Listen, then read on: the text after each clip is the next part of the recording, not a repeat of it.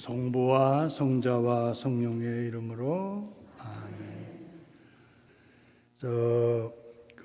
다윗이 오늘 제목대로 목동이죠. 양을 치는 이름 없는 한 소년이었죠. 그래서 이제 이스라엘 이끄는 왕이 되기까지 파란만장의 삶을 사는 것이 다윗이에요. 다윗 이전에 이스라엘 역사를 보면 지난번에 우리가 무슨 거 공부했어요? 판관들에 대해서 공부했죠, 그죠?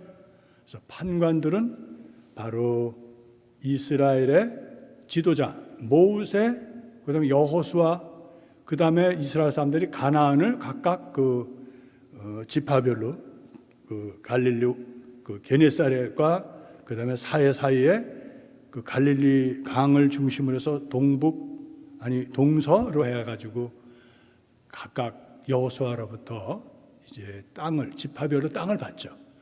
레위기만 빼놓고 11지파가 이제 해서 즈불룬에서 이사갈하고 단하고, 그다음에 납달리라든지, 그다음에 므낫세, 에프라임, 또 유다, 그리고 벤야민, 그리고 맨 끝에 이제 시므온, 이렇게 해서 이제 각각 있었는데 그들에게 지도자가 없었어요. 지도자가 없었기 때문에 그 인접 국가와 같이 사는 그 사람들하고 충돌이 있었고, 때로는 그들의 지배를 받고, 그렇게 해서 우리가 지난 시간에 봤어요. 그래서 판관이라는 것은 드보라 그 여판관 외에는 사실 판관이라는 일은 없다. 그냥 우리가 judges라고 영어로 하지만 나머지는 아마 전쟁 지도자 그렇게 불러야 되는데, 우리가 그 학자들이 그대로 웬일인지 전부들 그냥 판관으로 해서 전부 판관계가 됐어요. 그래서 이제 그 시대가 지나가고 이들이 이제 하나가, 과거에 이스라엘이 하느님을 모시고, 그리고 이집트, 그다음에 시나이, 또 모압 평야를 중심으로 하는 그 교회에서 모세는 드보산에서 이제 이제 죽고요. 그다음에 다시 이어서 후계자인 여호수아가 강력하게 리더를 해서 이스라엘 내에 문제가 없었어요. 그런데 이들이 다시 가나안으로 들어와 가지고는 문제가 있으니까 이들에게도 어떤 것이냐면 강력한 그 적이 누구냐면 필리스티아. 아직도 이스라엘에는 그 적이 아주 남아 있어요. 팔레스틴이 바로 필리스티아예요. 아직도 이스라엘은 거기를 점령하지 못했어요. 그래서 하느님은 그들에게 하느님이 누구신지를 알려주기 위해서 점령하지 않도록 내버려둔다는 대목이 있어요. 그건 우리도 지금 그 신비는 알았지 못하지만 이스라엘이 막강해도 지금 아랍 계통의 그런 팔레스틴, 이름이 팔레스틴이잖아요. 옛날에 PLO라고 그래가지고 했고요. 그래서 이제 오늘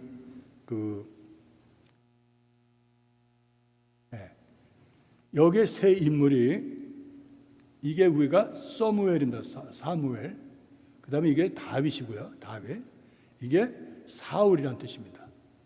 여기 이렇게 된 이런 것들 원래는 없는 건데 이게 모음이에요. 모음. 이게 없으면 못 읽어요. 이거 없잖아요. 이거 못 읽어요. 원래는 자음만 있어요. 이게 다윗이에요. 왜 이렇게 썼냐? 다윗은 이렇게 생겼구나. 사무엘은 원 발음이 이렇게 됐구나. 사울은 이렇게 세 사람에 의해서 이루어지는 것이 우리가 보는 사무엘 상하의 이야기들이라는 것이죠.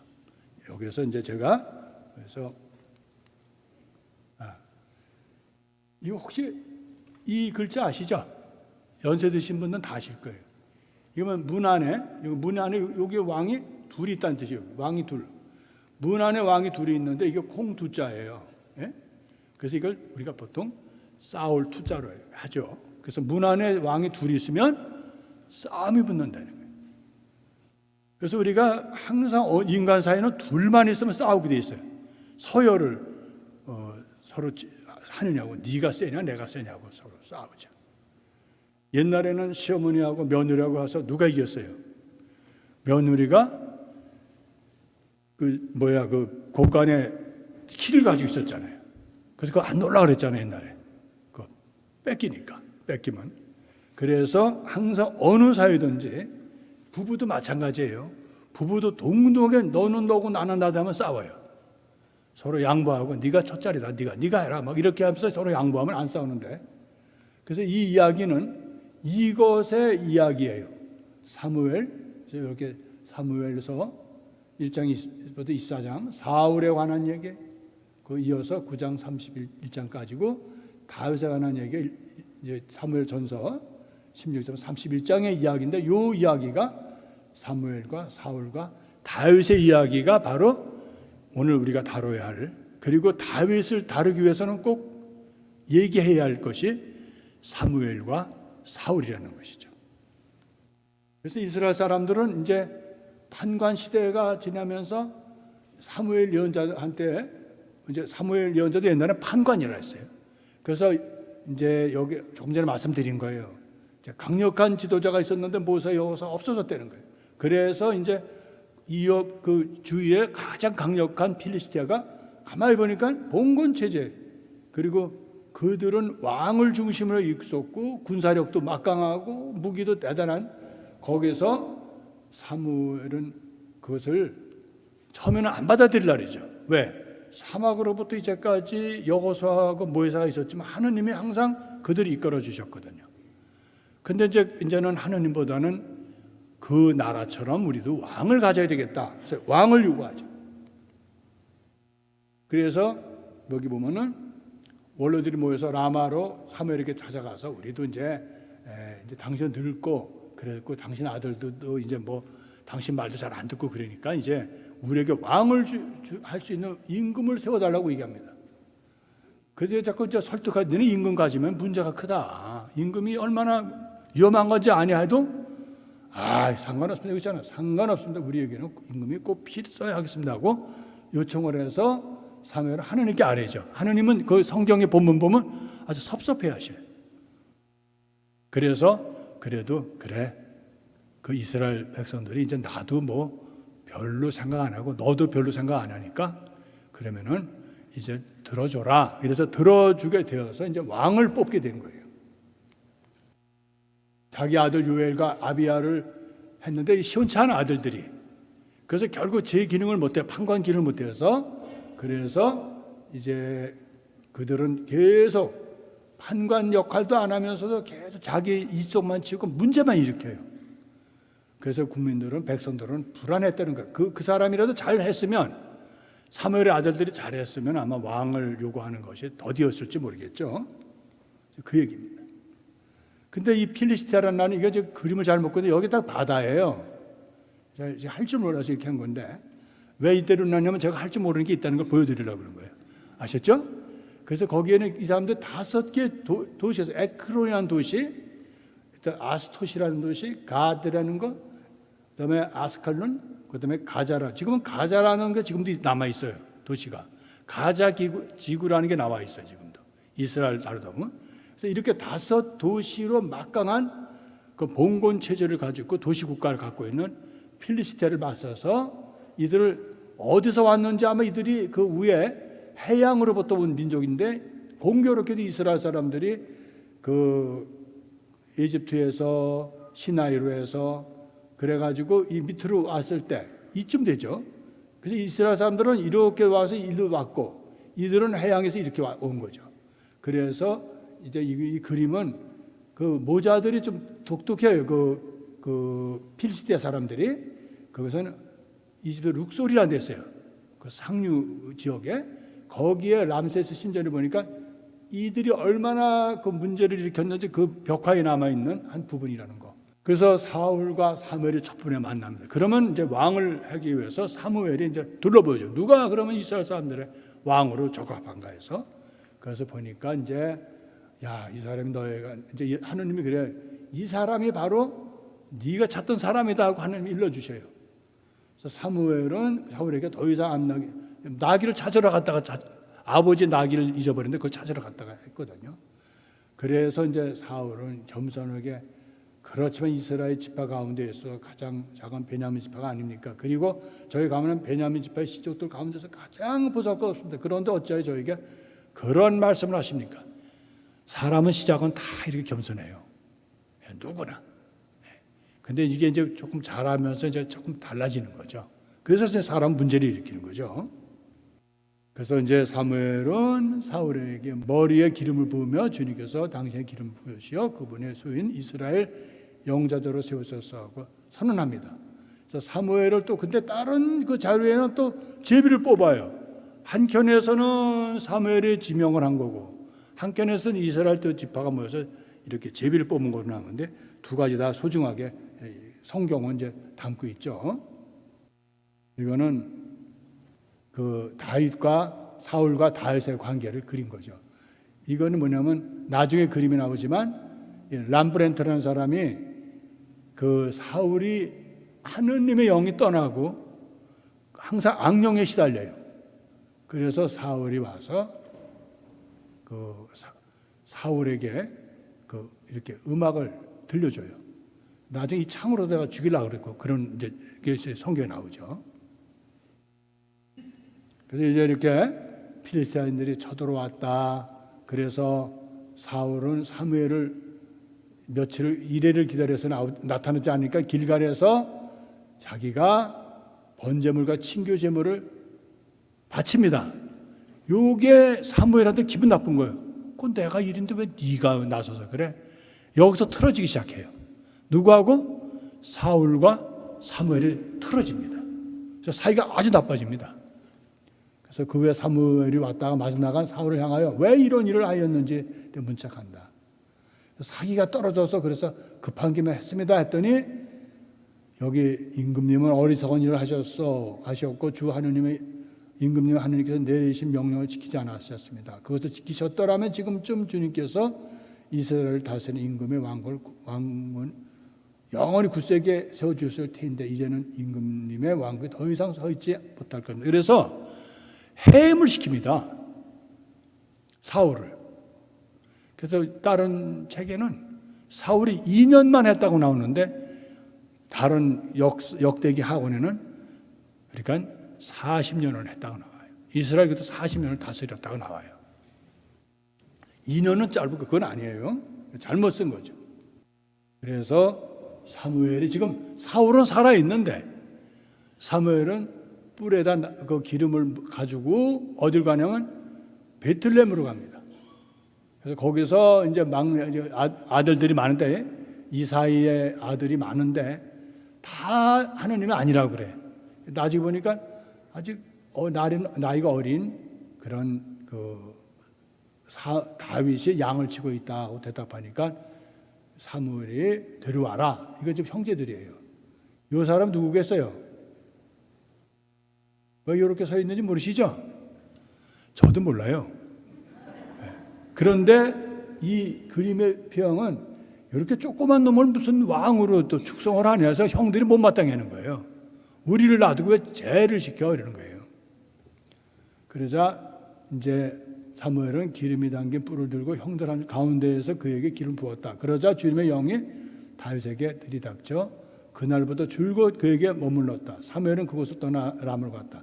여기 성서 기자는 그런데 다윗을 왕이라고 부르지는 않습니다. 축성원에서도 기름으로 축성했다는 얘기만 있지 왕이라고 부르지는 않아요. 계속 그냥 그 칭호가 없어요. 그리고 사무엘도 나이가 들어서 이제 떠나게 됩니다. 사람은 늙으면 다 끝나잖아요. 그렇게 쟁쟁했던 사무엘 예언자는 이제 이게 말을 남기고 여러분은 오로지 주님만을 경외하고 마음을 다해 그분만을 충실히 섬기시오. 그리고 주님께서 여러분에게 주신 위대한 일을 똑똑히 보라고 하면서 하고 여기서 이상한 말을 해요. 만일 여러분이 여전히 약행을 일삼는다면 여러분도 여러분의 임금도 모두 쫓겨날 것이요 했는데 이게 사무엘이 의미가 있는 말이에요. 사울은 이제 해임이 될 거다 하는 얘기입니다. 그 후로 다윗은 도망을 다닙니다. 이제 이건 좀 순서가 바뀌었는데 도망을 엄청 다녀요. 하여튼 사울은 여기 우리가 제일 독서에서 미사 때 많이 들어요. 정병 3만 명을 데리고 다윗을 잡으려고 사울은 왕이 되어서도 계속 다윗을 견제합니다. 근데 다윗 이거 뒤돌아보면 그래서 이 사람은 생각하다 못해서 그 막강한 필리스티아로 도망갑니다. 필리스티아는 뭐예요? 이스라엘 적이에요. 근데 글로 돌아가 버려요. 왜? 여기 나오잖아요. 내가 이러다가는 언젠가 사울의 손에 망하게 할 것이다. 그러니 필리시티아인들 땅으로 가 목숨을 건지는 것보다 더 좋은 방법이 없다. 사울은 나를 이스라엘 영토 안에서만 찾다가 마치 단련하고 말겠지. 그러면 나는 그 손에서 목숨을 건지게 될 것이다. 다윗은 일어나서 자기를 따르는 부하 600명과 함께 갓 임금 마옥의 아들 아키스에게 넘어 그리고 들어갑니다.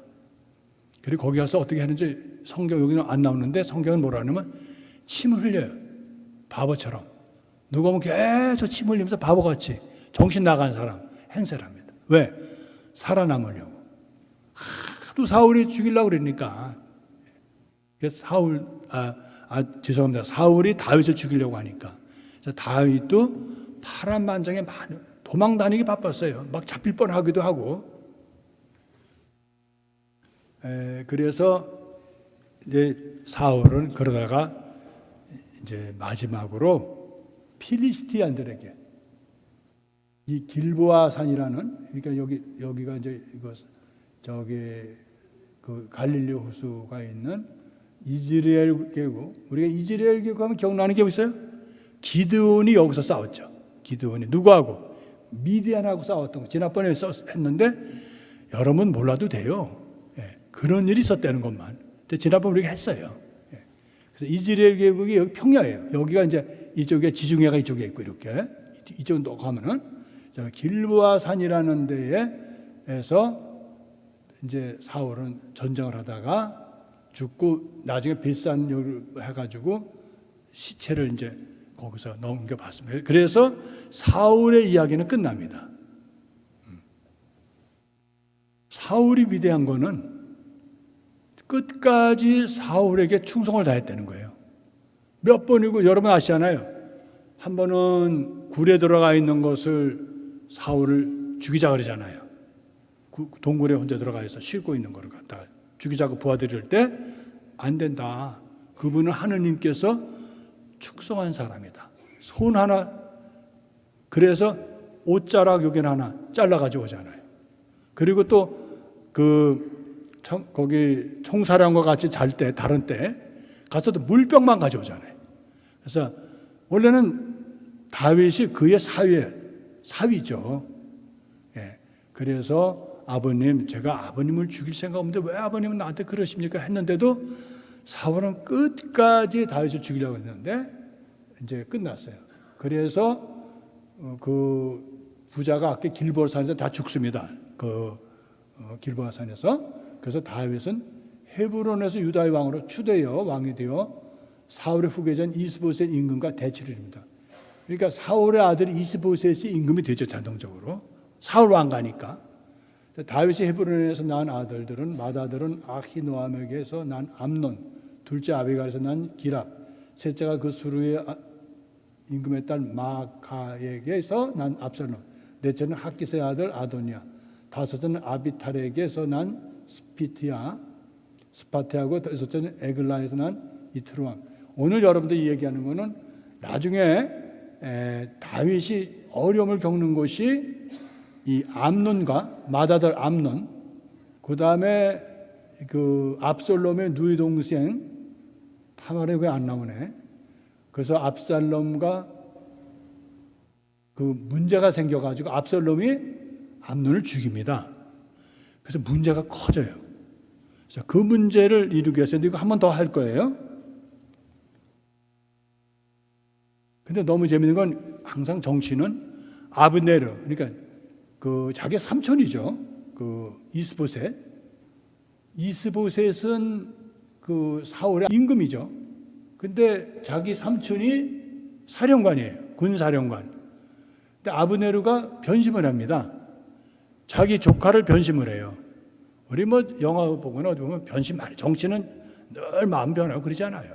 그래서 정치라고 그러잖아요. 그래서 거기 가서 다윗을 찾아가서 항복을 합니다. 그런데 그러니까 이 요압은 다윗의 사령관이에요. 죽여버려요. 누굴 죽여요? 아브네르를. 그러니까 이스보셋 사울 왕가의 사령관이죠. 죽고, 왜냐하면 자기 동생이 아사엘이 죽었거든요. 요압의 동생이 아브넬한테 죽었다니까 그것 때문에 복수를 해버립니다. 나중에 이것 때문에 여러분들 나눠드린 그 자료에는 제가 그걸 다뤘어요. 요압이 이것 때문에 죽습니다. 나중에 솔로몬에게, 다윗의 후계자인 솔로몬에게 죽어요. 그래서 여러분들 그 자료 드린 거기 찾아보시면 돼요. 그래서 이스보셋도 죽습니다. 이스보셋도 왜 죽냐? 사령관이 죽으니까 이제 힘이 없는 거예요. 이스보셋은. 그래서 자다가 레캅과 바나라는 사람이 낮잠을 자는 이스보셋을 죽이고, 또 그 나쁜 사람들이죠. 그의 머리를 들고 어딜 가요? 다윗을 찾아옵니다. 그래갖고 다윗은 그 상전을 죽였다고 해서 그들을 죽여버립니다. 그리고 이스보셋의 머리를 걷어와서 아브넬의 무덤에, 그래서 이 적군이죠. 어쩌면 그 다윗으로 봐서는. 그러나 그렇게 아주 우대해서 그들을 거의 장사를 지내는데 이것이 백성들에게는 큰 화합이 되는 거예요. 사울의, 그러니까 엘리 사제일 때, 그러니까 사무엘이 성전에 있을 때 그 필리스티아가 싸울 때 하느님의 궤를 좀 가져가면 이길 수 있을까 해서 가져갔다가 뺏깁니다. 그래서 그 하느님의 궤를 누구한테 가지고 있었어요? 필리스티아라는 그 지역에 있었죠. 그래서 이제 다윗은 정병 3만 명이 얼마나 많습니까? 이걸 데리고 바알라에 있는 하느님의 궤를 모셔오러 갔다가 하느님의 궤를 싣고 오다가 아비나답 집으로 갔다. 이스라엘을 온 집안은 주님 앞에서 백문나무로 만든 모든 온갖 악기와 비파, 수금, 손복, 요령과 자발을 치면서 다윗이 그걸 모시고 와요. 그러니까 백성들은 야, 우리 임금은 대단하다. 그 적군한테 뺏겼던 하느님의 궤를 찾아오셨다는 것 때문에. 그러니까 정치적으로도 굉장히 수완이 높았던 거예요. 그리고 성전이 없으니까 여기 천막에다 이렇게 해서 자기 성 다윗성이라는 데 해서 궤를 옮겨놓고 거기 앞에서 번제물과 친교를 바치고 그리고 백성들에게 축복을 내려줍니다. 요거는 다윗이 사실은 오버한 거예요. 왜? 이것은 사제들이 해야 할 일을 지가 다 한 거예요. 그게 힘이 좋으면 어떻게 돼요? 북치고 장구 친다는 거예요. 지가 다 하는 거예요. 이 사람이 했을 때는 괜찮은데, 다윗이 했을 때는 괜찮은데, 이 친교제를 할 때 괜찮아요. 사울이 했을 때 어떻게 돼요? 사무엘이 난리가 났죠. 근데 이건 어떻게 했을까요? 사울이 죽었거든. 사무엘이 죽었으니까 아무도 견제할 사람이 없어서 사무엘은 아주 편안하게 그걸 다 친 거예요. 그걸 뭐라 그래? 북치고 장구치고 다 했다는 거예요. 그 다음에 이제 사무엘의 후예가 나탄의 예언자예요. 이 사람이 또 바른 말을 많이 합니다. 우리가 위대한 사람들은 그 옆에 바른 말을 하는 책사가 있어요. 근데 다윗이 훌륭한 거는 사울은 자기한테 바른 말하는 사람 다 죽여버렸어요. 근데 다윗은 일부러 자기한테 바른 말 하는 사람들을 가까이 했고 그들의 말을 들었어요. 사람의 그릇이 다른 거예요. 사울은 자기한테 이로운 사람만 쓰고 다윗은 자기에게 바른 말하는 사람, 힘들게 하는 사람들을 가까이 했다는 거예요. 그게 아마 위인들의 모습이에요. 역사적으로 보면 위인들이 큰 그릇은 반대하는 사람의 말을 듣는다는 거예요. 그래서 여기서 이제 다윗이 아까 텐트 이렇게 천막을 친 데다가 하느님을 보시기엔 너무 미안하니까 다윗이 나는 이렇게 궁에서 편안하게 지내는데 우리의 임금이시고 우리의 주님께서 하느님께서 그런 천막에 그 하느님의 궤모상으로 있는 게 너무 그렇다. 그래서 내가 집을 좀 하나 지어드리려고 그러는데 하면서 이제 나타나게 했는데 나타니 이제 하느님께 있겠다. 하느님이 아니다. 너는 하도 전쟁을 많이 해가지고 손에 피를 많이 묻혀가지고 네 손에 짓는 그런 집 말고 네 아들 후계자가 말하면 솔로몬이죠. 그때 내가 이제 집을 지면 내 길로 들어갈 테니까 너는 걱정하지 마라. 다른 말로 뭐라 그래요? 걱정을 붙들어 매라. 그리고는 뭐라 그래요? 그래서 하느님이 감격을 하셔요. 야, 네가 그래도 내가 머무를 때를 이렇게 마련해 주려니까 너 복을 받아라. 그래가지고 하느님이 그 다윗 가문에 복을 내리십니다. 그래서 여기 봐요. 너의 날수가 다 차서 조상들과 함께 잠들 때 네 몸에서 나와 네 뒤를 이을 후손을 내가 일으켜 세우고 그의 나라를 튼튼히 하겠다. 그게 뭐냐면 솔로몬을 얘기하는 거예요. 다윗의 감사기도하고 다윗이 그 후에 여러 전쟁을 일으킵니다. 할 말은 많지만 지나갑니다. 그래서 다윗이 지은 임시로 자기가 예루살렘을 점령해서 한 게 한 귀퉁이, 이게 큰 시온산이 여기가 지금 다 예루살렘이면 그 맨 끝에 자락에다가 이렇게 자기 성을 만듭니다. 그래서 여기다가 지금 사람들이 이스라엘 정부에서 다윗이다. 그래서 다윗이라는 일이라는 도시거든. 다윗의 도시라고 해서 히브리어로 예루살렘 이렇게 쓰면서 이렇게 썼어요. 그래서 이게 다윗을 일부를 해서 다윗이 여기다가 천막을 치고 하나님의 궤를 모셨다는 얘기예요. 지금 이거는 이스라엘의 그 무세움, 그러니까 이스라엘의 무세움 박물관, 역사 박물관 다 있게 해서 여러분 나중에 순례 가시면은 한 번 정도는 박물관 가보셔야 돼. 우리는 그냥 순례 가면 그냥 뭐 어디 성지만 갔는데 한 번 정도는 어디 카이르를 가든지 로마를 가든지, 로마는 바티칸 박물관 있잖아요. 한번 가시는 게 좋아요. 나중에 이것이 이렇게 이스라엘이 예루살렘 성전이 돼, 이게 다 예루살렘. 성전은 요거요. 나중에 솔로몬이 여기를 짓습니다. 여기다가 이제 하느님의 궤를 모셔요. 어디서? 요게 귀퉁이 아까 본 게 요거예요. 요게 다윗이에요. 여기 시리 오브 다윗이라 썼네. 여기에서 옮겨서 여기서 아주 크게 행사를 하죠.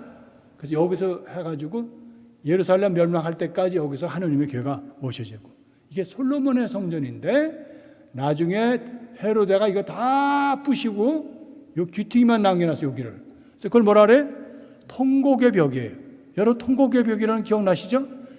주이시들이 이렇게 시험대로 막 나나나나 하면서 이렇게 노래하고 뭐 기도하는 데 있어요. 지금 그 귀퉁이를 하나 냉겨놓은 요 귀퉁이에서 지금 그리고 이스라엘 사람들이 메시아를 지금도 기다려요. 여기서.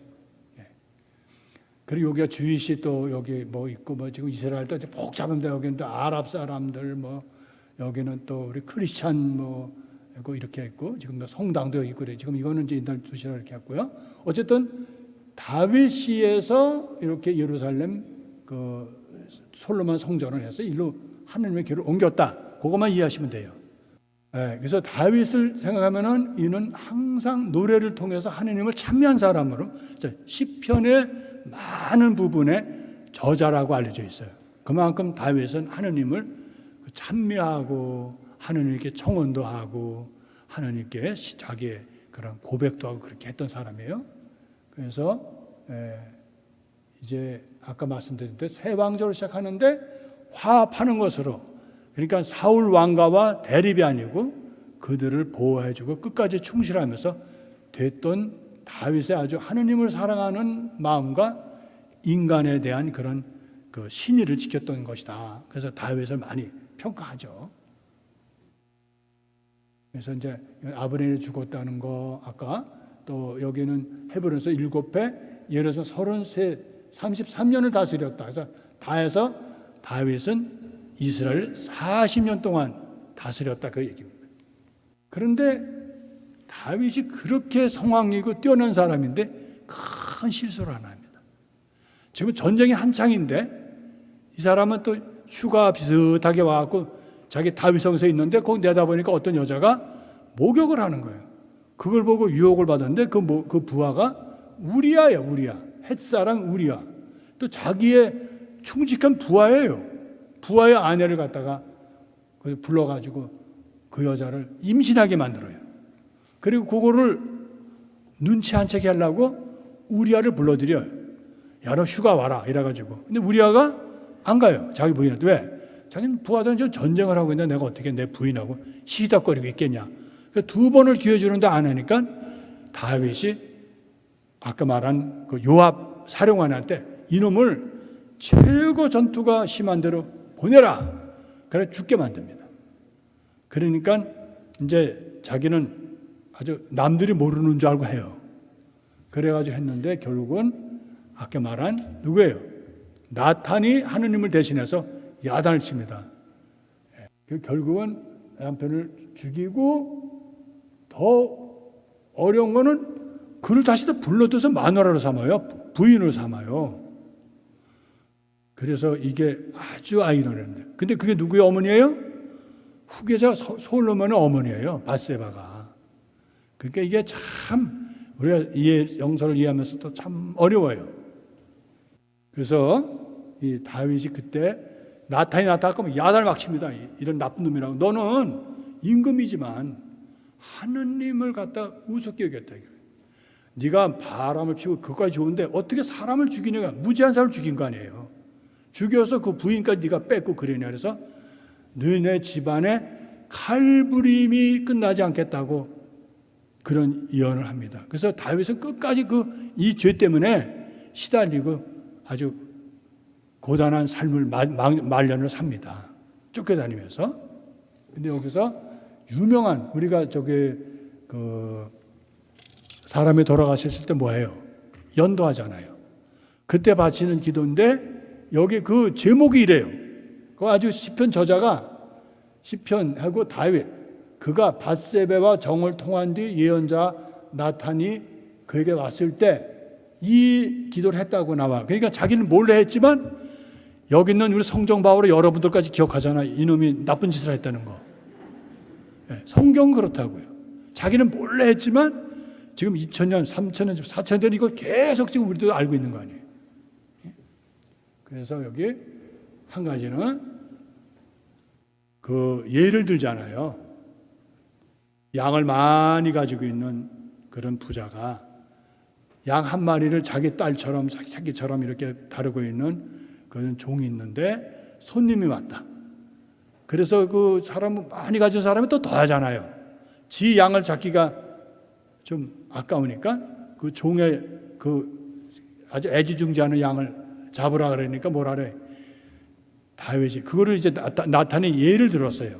그러니까 그런 죽일 놈이라 그러잖아요. 어떻게 지 양을 놔두고 그래 그 가난한 집에 양을 하냐? 그런 놈은 뭐 이제 여러 가지를 얘기했죠. 근데 시편은 여기서는 몇십 배를 물려줘야 되고 어쩌고 그러니까 나탄이 뭐라 그래요? 바로 임금께서 그 사람입니다 그러잖아요. 근데 다윗이 훌륭한 거는 보통 그러죠. 네가 왕 앞에서 네가 나를 모욕했다 이러고서 날릴 텐데 그 자리에서 내가 하느님 앞에서 죄를 지었습니다. 내가 죄인입니다 해서 그래서 불렀던 노래가 바로 이건데 이게 굉장히 유명한 그래서 이 기도를 일부를 알려드린 거예요. 이게 그래서 됐는데 시편 저자 너무 재밌는 게 여기다 아예 그 죄까지 적어놔서 이렇게 하죠. 시편 시작이 그렇게 돼 있어요. 여러분들 가 보시면 이렇게 나와요. 그리고 나탄이 이제 이렇게 야단을 치고 그런데 하느님은 아까 말씀드린 대로 또 그 밧세바 그 부인을 또 다윗은 위로하고 잠을 들어서 그 첫 번째 그 당시 때 가졌던 애기는 죽습니다. 하나님이 죽여버려요. 안 살려주십니다. 근데 그 아들이 솔로몬이라는 거예요. 근데 하나님께서 그 아이를 또 사랑하신다는 거예요. 하나님은 우리가 얼핏 보면 줏대가 없는 분이다. 야단 시제는 언제고 또 그건 또 나니까 또 이뻐하고. 그래서 우리가 하나님은 어떻게 이해를 하냐? 하나님은 자식 이기는 부모 없다. 결국 부모들은 자식이 저지르는 일을 받아들이잖아요. 왜? 사랑이 뭐길래? 사랑 때문에 그래요. 자식을 사랑하기 때문에. 하나님도 인간이 죄를 짓고 막 번복을 쳐도 인간을 버리지 못하는 게 사람을 사랑하시기 때문에 그렇죠. 다만 인간이 하나님의 사랑을 헤아리지 못하잖아요. 자식들이 부모 사랑을 알아요? 다 헤아리지 못해요. 마찬가지로 우리 인간도 하나님 우리를 얼마나 사랑하시는지를 우리가 모른다는 거예요. 그래서 우리에게 말려들을 때가 많다니까. 우리가 잘못을 하면 그걸 또 따라다니면서 수습하기 바쁘다는 거 하나님도. 그러니까 계속 심판만 하시는 게 아니라 우리를 걱정하고 항상 이끌어 주신다는 것을 우리가 이 다윗을 통해서 많이 배울 수 있어요. 그래서 이제 아까 우리가 말씀드린 대로 압살롬이 암논을 죽입니다. 다윗의 아버지를 반대해서 반란을 일으킵니다. 너무 아버지가 물러 자기 누이 동생을 그러니까 저기 범하고 이제 그거예요 지금 이게. 그래서 누이 동생이 지금 압살롬 와서 우는 거예요 지금 쫓겨나서. 이 암논이 처음에는 이 여자를 자기 배달은 누이 동생이죠. 이스라엘에서는 뭐 그런 게 없었으니까. 그래서 자기 정을 다 통한 다음에 그리고 같이 살아서 문제가 없는데 내쫓아 버려가지고 쫓겨납니다. 그래서 이 그림을 하나 이렇게 보면은 쫓아내려서 종이 쫓아내요. 그래서 갈 데가 없으니까 압살롬이 그 자기 여동생을 데리고 살면서 부글부글 하다가 결국 누굴 죽이냐면 그 암논을 죽여버려요. 그래서 그 얘기가 여러분들 배경에 보면 나와요. 압살롬은 반란을 일으킵니다. 아버지에게 앙심을 품는 거예요. 그래서 이제 아버지에게 암논을 죽였다고 해서 아버지가 뭐 너무 만나주질 않습니다. 그러다 나중에 만나가지고 이제 아버지에게 나는 헤브론에 가서 예루살렘에 있는데 아버지 곁에 있다가 이제 헤브론을 갑니다. 그래서 거기서 헤브론으로 떠나고 나자마자 반란을 일으킵니다. 근데 압살롬이 잘생겼다고 나와요. 그리고 사람들이 너무너무 많이 따라요. 압살롬을. 그래서 아히토펠이라는 유명한 책사가 있었어요. 그 사람을 도와주는 그 사람이 이 사람을 하는 바람에 반란색이 점점 커져가지고 그래서 다윗이 왕이 도망갑니다.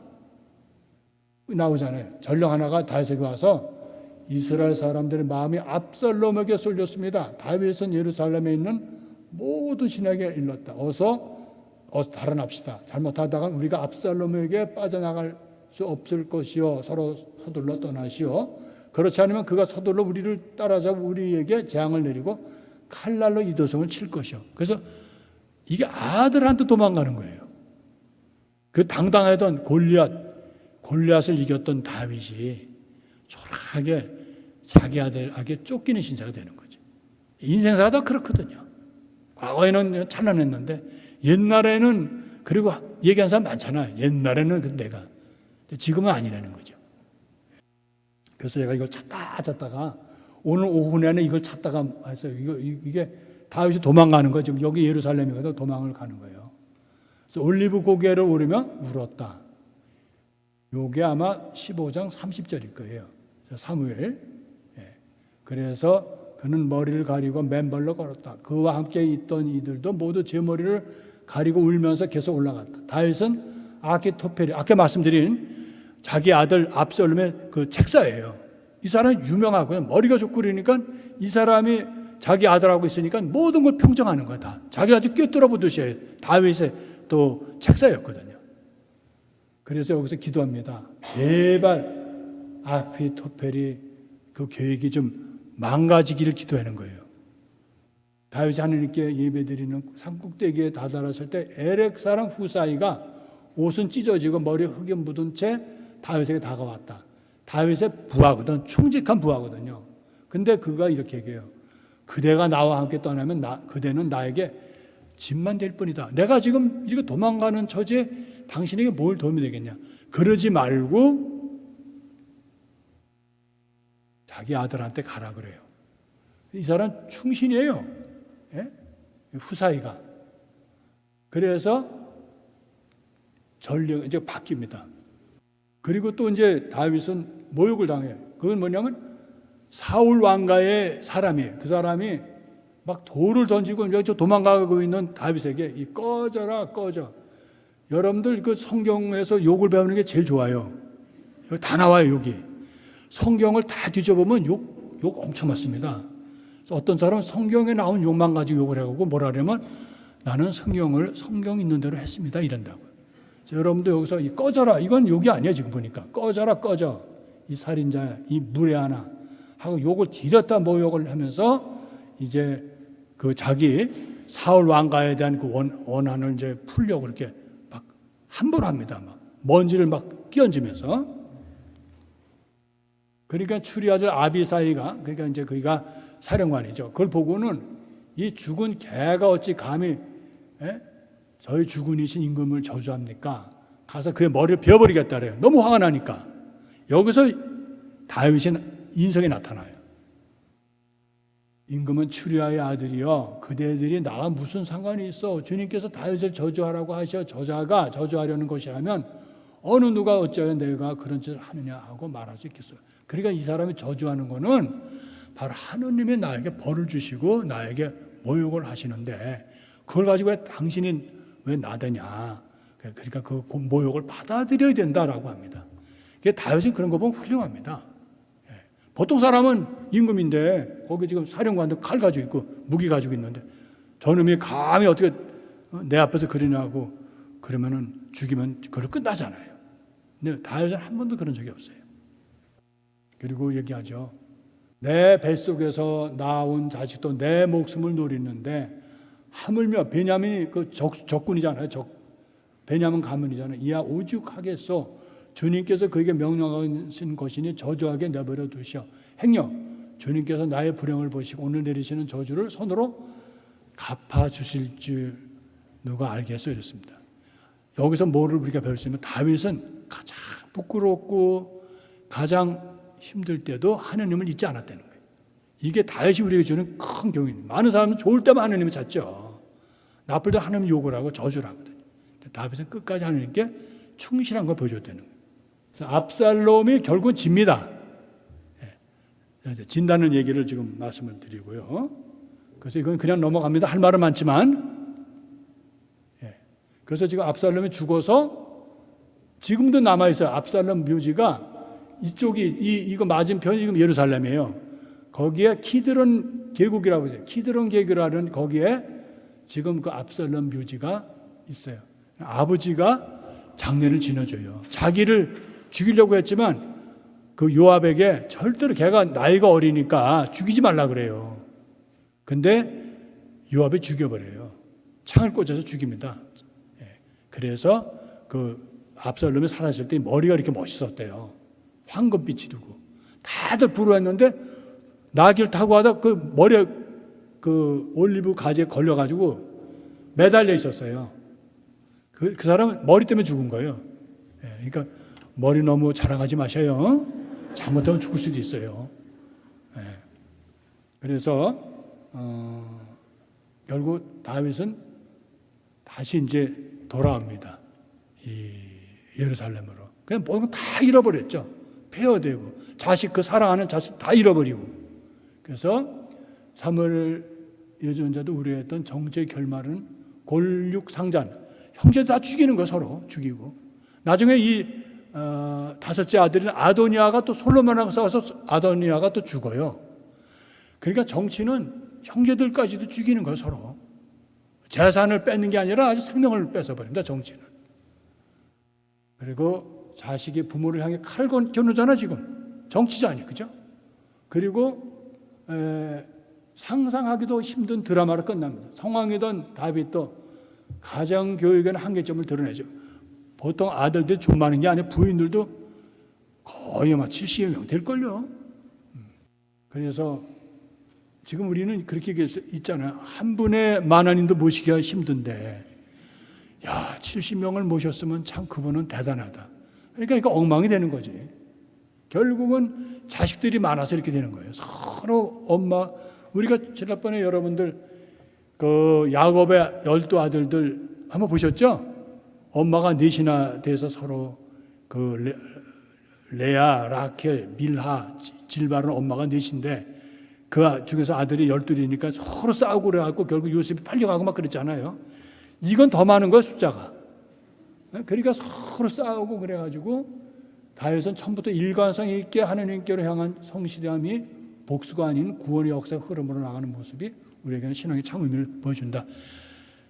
다윗이 비록 젊었을 때는 정말 패기 있고 또 하느님 앞에서 자랑스러웠던 그러한 임금인데 또 한 여인 때문에 거기에 얽혀가지고 또 그리고 여러 부인들이 있었는데 그 부인들의 난 자식들 때문에 이러지도 못하고 저러지도 못하는 그런 우유부단한 것도 있었어요. 암논에게 타마르, 그 압살롬의 누이 동생 타마르입니다. 타마르가 그렇게 암논에게 당했을 때 야단을 쳤으면 아마 압살롬이 이런 그 반란을 안 일으켰을 거예요. 자식들에게 훈육을 할 때는 똑같이 해야 되는 거예요. 누구는 잘해주고 누구는 못해주면 어떻게 돼요? 그거 우리가 저기서 배우잖아요. 아까 말씀드린 대로 야곱의 12아들들이 아버지가 골고루 사랑하지 않고 편애를 하면 꼭 문제가 생깁니다. 어느 애 특별히 사랑하면 나머지 자식들은 상처를 받거든요. 여기도 마찬가지거든요. 그래서 여기 이제 이 다윗이 인간의 비참함을 가장 대변하는 사람 중에 하나예요. 그죠? 자기가 찬란했던 그런 왕이고 하느님의 축복을 받고 사랑을 받고 화려했던 그런 왕궁에서 삶은 접어두고 자기 아들한테 쫓기고 아들들이 칼부림하는 그런 속에서 또 그 한 많은 삶을 살아야 되고 또 그 압살롬이 자기 형제를 다 죽이잖아요. 막 죽이고 그런 쪽에서 아버지로서 얼마나 비참해요. 자기 아들들, 자기 딸이 또 자기 형제들하고 해서 또 그러니까 성폭력을 당한 거죠.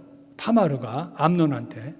그걸 잘 해결했으면 됐는데 해결하지 않아서 결국은 해서 여기 다윗의 시편 중에서 22편을 보면 첫 번 시작이 저희 하느님 어찌하여 저를 버리셨습니까? 소리쳐 부르건만 구원은 멀리 있습니다. 여기 저희 하느님 어찌하여 저를 버리셨습니까? 이거 어디서 많이 듣던 거죠? 예수님께서 십자가에 돌아가실 때 이 기도를 바치시죠. 아버지 왜 나를 버리셨냐는 것. 우리 지난번에 말씀드렸지만 신앙에서 가장 힘든 것은 하느님으로부터 버림받았다고 느낄 때, 하느님께 실망할 때, 우리가 아브라함에게서도 하느님께 대한 실망, 그 다음에 야고보에서도 그렇고, 가장 우리가 살면서 인간에게 버림받고 인간에게 등을 돌리는 것도 이해하지만 우리가 살면서 하느님으로부터 버림받았다는 그런 외로움과 공허감을 체험할 때가 있거든요. 그래서 여기서 다윗이, 이것도 다윗이 부른 노래입니다. 그 제목이 나와요. 다윗이 노래라고. 그래서 제가 여기다가 다시 한 거예요. 저희 하느님 어찌하여 저를 버리셨으며 소리쳐 부르건만 구원은 멀리 있습니다. 우리가 하느님께 외치도 하는 대답을 안 하시는 그런 순간들 우리가 맞을 때가 많아요. 하느님 어디 계시는 거야? 내가 이렇게 고통받고 이렇게 힘들고 그런데 내가 여지껏 믿어온 신앙은 어디로 간 거야? 그거는 우리가 한 번씩 다 경험하는 거예요. 그건 누구나 어떤 사람도 관계없어요. 신앙인은 누구나 갖고 있는 그 문제죠. 저희 하느님 온종일 외치고만 당신께서 응답하지 않으시니 저는 밤에도 잠자코 있을 수가 없습니다. 그러나 저는 인간이 아닌 구더기, 사람들의 구설거리. 그러니까 아주 그런 꺼리라는 게 욕하는 그런 것에 그런 꺼리가 되어버렸다는 거예요. 백성의 조롱거리가 되었다는 거죠. 사실 우리가 살면서 남에게 얘기 듣고 비난받고 또 그것을 아주 비하시키는 것을 우리가 경험하면 얼마나 비참해요. 근데 다윗은 그런 것을 많이 경험하면서도 오늘 이 시편을 외친다는 거죠. 그리고 저를 보는 자마다 저를 비웃고 입술을 비축거리며 머리를 흔들어댑니다. 이런 거 우리 많이 경험하잖아요. 살면서. 내가 잘하던 일인데 어떤 때 그것이 나를 치고 내 주위에 있는 사람 나에게 등을 돌리고 나에게 상처를 주고 또 정말 신의를 저버리는 때를 우리가 경험하잖아요. 그래서 우리는 그런 데서 흔들리면 안 된다는 거예요. 왜냐하면 이렇게 다윗은 우리보다 먼저 이런 것을 통해서 그것을 찬미의 노래로 바꿨다는 거예요. 하느님의 청원하는 것으로. 그런데 끝에 가서 이것이 그러나 저는 모태에서부터 당신께 맡겨졌고 제 어미 뱃속에서부터 당신은 저의 하느님이십니다. 이게 다윗이 갖고 있는 가장 큰 믿음이에요. 하느님은 나와 함께 계신다. 내가 때로는 부유하더라도 내가 때로는 절망하고 어둠을 헤매고 설령 시편 23에 나오지만 죽음의 계곡을 지나가더라도 하느님 나와 계신다라는 거. 그래서 여기 제가 이제 다시 찾다가 보니까 저는 양을 이렇게 자세히 들여다보지 못했어요. 양이 이렇게 생겼구나 해서 그걸 썼습니다. 이건 우리 많이 듣던 시편이죠. 주님은 나의 목자. 이건 다윗이 가졌던 가장 큰 일생을 요약해서 말할 수 있다고 봐요. 사실 하느님이 계신다면 내가 아실 것이 없다는 거죠. 다시 그래서 그분은 결국 나를 버린 것 같고 내가 외롭고 때로는 나 홀로 이 세상에 혼자 있는 것 같아도 하느님은 항상 나를 걱정하시면서 나를 이끌어 주신다는 사실을 신앙인은 처음 한다는 거예요. 내 영혼의 생기를 돋워 주시고 바른 길로 나를 이끌어 주시니 당신 이름 때문이오라고 하죠.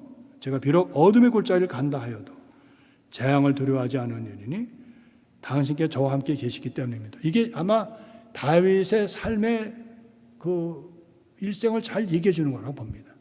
오늘 우리가 다윗에 대해서 다는 못했어요. 일부를. 그래서 저도 다윗을 공부하고 제가 성서대학에서 주로 한 것이 다윗에 대한 공부예요. 아직도 뭐라고 말을 다 못해요. 그렇지만 그 하느님께 외치면서 또 애원해도 하느님이 들어오지 않는 하느님으로서의 체험을 했고 그런 줄 알았는데 하느님은 어느 곁에 내 곁에 계시고 내가 혼자인 것인 줄 알았는데 하느님은 이미 나의 모태 어머니 뱃속부터 나를 벌써 아시고 이끌어 주셨다는 것. 이게 놀라운 일이거든요. 그래서 오늘 우리 넣을 게 없어 이걸 집어넣었어요. 제가 저 북쪽에 있을 때 이런 데를 가서 산행을 했거든요. 아무도 안 알아주길래 제가 이런 데 있다는 거 알려주는 거예요. 그리고 여기 돌로미틱 쪽이에요. 근데 거기는 성당을 중심으로 해서 교들이 이렇게 잘 이렇게 있어요. 아마 신앙적으로 굉장히 온건한 분들이 이태리 사람들이 아닌가 봐요. 굉장히 열심히 하거든요. 근데 티를 안 내요. 열심히 하던 티를 안 내는 게 제가 제일 그분들에게 머리가 수그러져요. 되게 친한 사람은 열심히 떠들어요. 얼핏 보면 전혀 신앙을 안 가진 사람 같이 하는데 위기가 오거나 어떤 어려움이 있으면 틀림없이 그 사람은 가톨릭 신앙을 갖고 있고 2000년에 뿌리가 있다는 거예요. 질문을 하기로 했었는데 질문을 받기 전에 제가 먼저 설명을 다시 요약을 하면 이제까지 이스라엘이 그 하느님께서 이스라엘 사람들을 이집트로부터 그리고 시나이로 해서 가나안까지 왔는데 가나안 정복 그때까지는 모세와 여호수아가 강력한 지도력을 했는데 여러분 기억나세요? 지난번에 왜 이 가나안에 와서 좀 힘들었다는 얘기. 우선 지도자가 없었어요. 그죠? 그건 이해하시죠? 두 번째는 지형이 사막이 아니고 사막은 평평하거든요. 그래도. 근데 여기는 사막으로 가려져 있어요. 아니, 산맥으로. 산들로 가려져서 지파들이 이렇게 통합할 수가 없었어요.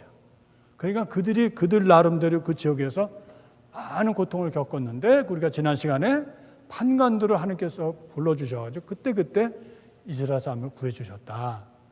그 이스라엘 사람들 이제 그러다가 도저히 안 되겠다 그래서 어떻게 해요? 왕을 달라 해서 사울을 뽑았는데 사울이 하느님의 그런 길을 안 가고 또 사무엘과 불협화음이 있어요. 그래서 결국 하느님으로부터 버림을 받습니다. 그래도 40년 동안 이스라엘을 통치했다는 거예요. 그리고 그 사울에 의해서 계속 다윗은 쫓겨다닙니다. 그냥 광야로 해다가 아까도 보셨지만 도망가다가 도망가니까 어디로 도망갔어요? 자기 적인 필리스티아 사람들에게 도망을 갔어. 거기서 여러분 성경을 읽어보면 막 침도 흘리고 약간 미친 짓도 해요. 그러니까 좀 아주 비참한 생활을 하는 거죠. 그러는데 다윗은 그럼에도 항상 하느님을 잊지 않는다. 그런데 하느님은 그것으로 끝나지 않고 왕이 되었는데 이제 헷사람 우리아의 아내를 그리고 우리아를 죽였다는 것 그리고 힘없는 여자를 자기 부인으로 삼았다는 것 때문에 하느님은 벌을 주시고 그 벌은 아마 가혹했죠. 그래서 우리가 용서는 받지만 우리가 용서는 받아요. 그러나 그 벌은 그대로 있다는 거예요. 그래서 우리 고해성사 볼 때 보석할 때 보석하잖아요. 그게 바로 교회 정신에는 내가 죄를 용서는 받지만 내가 해야 할 의무는 해야 된다는 거예요. 그래서 우리가 성사보고도 계속 그 보석을 하고, 또 우리 전대사 봤잖아요. 그거는 그 잔벌, 그 내가 보석을 하지만 또 해야 하는 그런 것을 또 은사, 대사를 통해서 하기 위해서 우리가 대사도 또 전대사 받고도 그러잖아요. 그게 다 용서받는다는 게 말처럼 쉬운 건 아니라는 거예요. 왜? 다윗은 용서받기 위해서 아주 비참한 일을 겪은 거예요. 자식들이 서로 죽이는 거, 또 그 다음에 자식들한테 오직 못 나서면 아버지가 도망 다녔겠어요. 초반에는 젊어서 사울에게 도망 다니는 건 쉬운데 이젠 아들한테 쫓기는 거 아니에요. 얼마나 비참해요. 아들한테 쫓기는 거. 이게 사실 사람이 할 일은 아니잖아요. 그러나 다윗의 그 전체적으로 보면 놀라운 것은 다윗은 죽을 때도 솔로몬에게 예언을 이렇게 훈시를 하죠. 뭐라 그러냐면 너는 어떤 일이 있어도 하느님을 잊어서는 안 된다. 하느님의 사랑에 충실해야 된다는 걸 가르치거든요. 또 자기도 그런 삶을 살았고요. 그래서 오늘 우리가 다윗을 통해서 배울 수 있는 것은 모세가 이제 이스라엘 사람들이 그 가나안으로 들어가기 전에 자기는 못 가잖아요. 느보산에서 하는 얘기 뭐예요? 여러분들이 가난할 때도 하느님을 잊어서는 안 되지만 여러분들이 부유해서도 안 된다. 부유해서도 여러분들 하느님을 잊으면 안 된다. 근데 많은 사람들은 가난할 때는 하느님을 생각해요. 내가 어려울 때 하느님께 매달리고 또 어려울 때 이렇게 하죠. 근데 내가 조금 부유해지면 하느님을 우습게 여기고 하느님의 도움을 안 줘요. 인간적인 대로 자꾸 집착을 하려고 해요. 인간에게 집착하는 것 첫째가 뭐예요? 재물에 의존해요. 재물. 돈이면 미국에 특히 또 돈이면 다 된다는 그런 우상이 있잖아요. 돈으로 다 되는 건 아니잖아요. 돈을 모으는데 이제 은힘을 다하다가 돈을 모으니까 그게 우리의 모든 건 될 수는 없잖아요. 두 번째 뭐예요? 자녀들에게 이제 뭘 해주면 자녀들이 다 해줄 줄 아는데 천만에요. 자녀들은 부모들의 10분의 1도 못 해줍니다. 또 해줘도 안 되고요. 왜? 자기도 가정이 있잖아요. 그래서 우리는 한국 문화가 참 걱정되는 거는 미국에 와서도 자식 타령이에요. 자식을 자꾸 붙들고 하려고 그래요. 소용이 없거든요. 그런 얘기를 너무 강하게 하면 신부는 지가 자식이 없으니까 저래야지. 또 그럴 수도 있어요. 근데 이렇게 제일 안타까운 건 우리 교우들이 쓸 돈도 안 쓰고 어떤 교우들은 또 있는 돈까지 다 자식들 주고 자기는 거지 신세가 되는 사람도 있어요. 그건 바보예요. 그래서 우리는 어떻게 결론은 있을 때 잘하자. 있을 때 돈을 잘 쓰자. 다 줘버리고선 없는 때 그러지 말고. 자식은 내가 돈이 있을 때 부모지 돈 없으면 자식들도 등을 돌립니다. 저 사람 어떻게 장가도 안 갔는데 저렇게 잘 알지? 우리 교우들 그거 보면 마음이 아파요. 그래서 오늘 결론은 우리가 미국에 살면서 돈이면 다 된다. 그래서 돈 많이 모으고 또 어떤 지위에 있어 보고 하지만 그것이 다 우리 삶의 다는 아니거든요. 그럼 공허해 우리가 미국에 왜 왔는가? 왜 우리가 와서 사는가? 이런 생각을 하거든요. 그래서 걱정하지 마시네. 왜? 아무리 우리가 그렇게 이런 돈도 아무것도 아니다. 자식들도 나를 떠나고 나에게 상처 주고 내가 돈 있을 때만 자식이라고 하는 그런 공허함이 있지만 오늘 다윗을 통해서 우리가 배울 수 있는 건 뭐예요? 그래도 변하지 않는 분이 있다는 우리의 다행히도 그것은 하느님이라는 거예요. 하느님은 보이지 않으시기 때문에 때로는 모습을 감추는 것 같아도 오늘 다윗이 내 모태에서부터 하느님은 나를 이끄시고 나를 점지해 주시고 나에게 구원을 펼치신다는 그것이 있어요. 그래서 우리 여러분 힘들어도 오늘 우리가 아무리 외롭고 가난하고 또 어려워도 하느님만은 우리가 늘 잊지 말고 기도하고 의지하고 그분에게 희망을 가져야 됩니다. 아셨죠? 네. 하느님만이 우리의 목자시고 하느님만이 우리의 구세주이시기 때문에 그래요. 성부와 성자와 성령의 이름으로 영광이 성부와 성자와 성령께 같이 이제와 항상 영원히 아멘. 성부와 성자와 성령의 이름으로 아멘.